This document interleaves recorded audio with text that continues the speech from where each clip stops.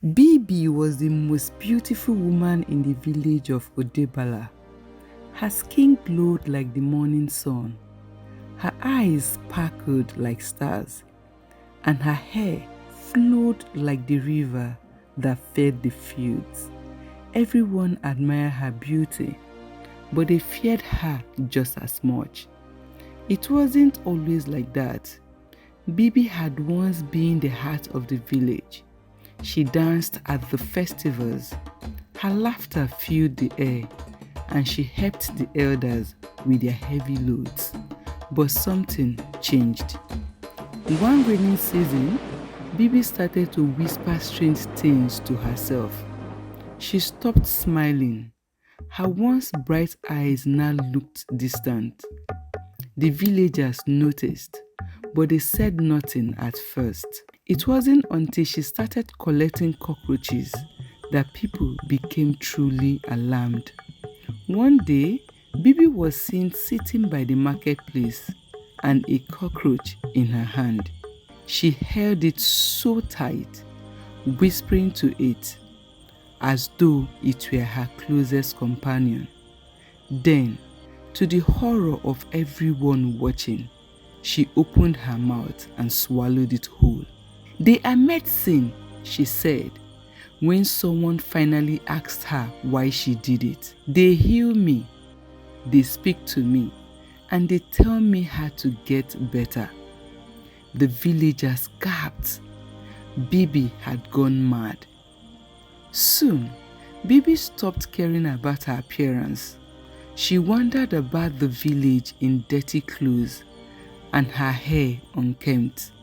She picked cockroaches from walls, from under the rocks, from dark corners, and ate them in front of whoever was nearby. Despite her strange behavior, Bibi's beauty never faded. In fact, some said it grew even more enchanting, as if the madness had cast a spell around her, making her both frightening and at the same time very charming. The young men who once courted her kept their distance, but they still couldn't take their eyes off her. Though Bibi frightened the villagers, no one ever dared to harm her.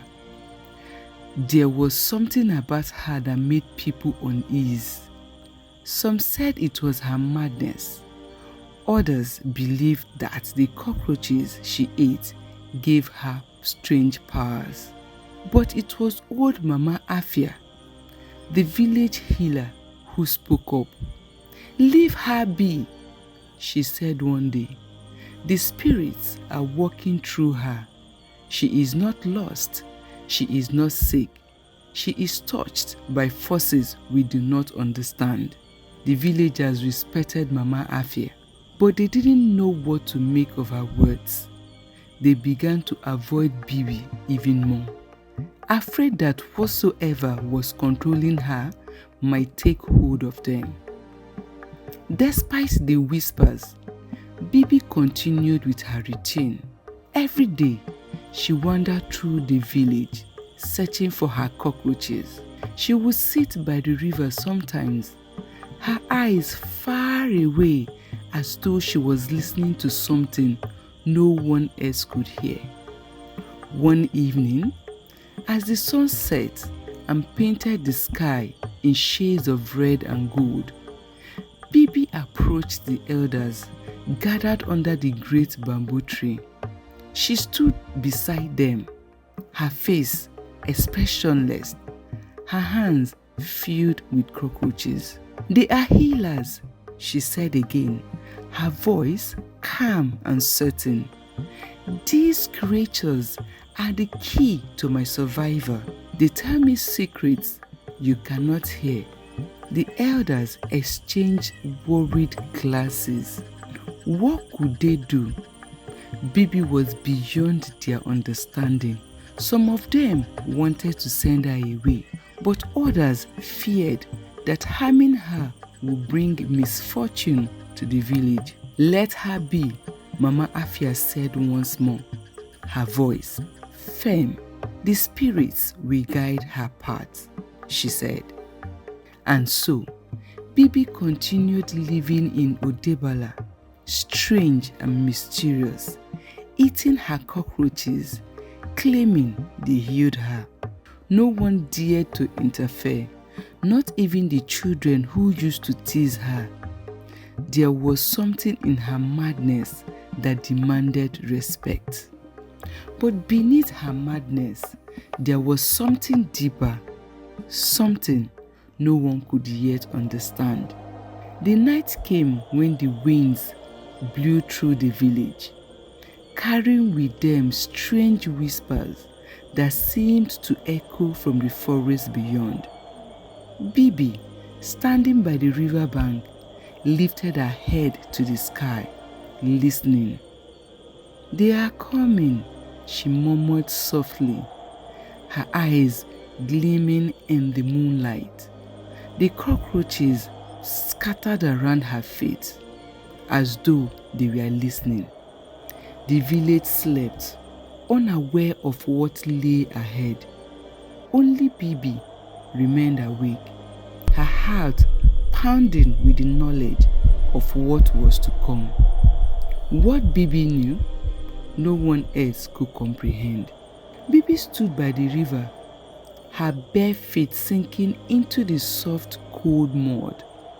The moon cast a silver line on the water, and the cockroaches surrounded her feet like an army ready for battle. Her gaze was fixed on the dark horizon where the forest met the sky. She had known for a long time that something was coming. The whispers in the wind, the strange visions she had seen when she closed her eyes, the endless chatter of the cockroaches. They had all been warning, and tonight the spirits were restless. The villagers still slept peacefully, unaware of the danger that approached. Bibi could hear the soft rustle of the breathing in the distant huts, but she knew she was alone in her knowledge. The cockroaches had told her what was coming, something dark, something that threatened the very life of the village.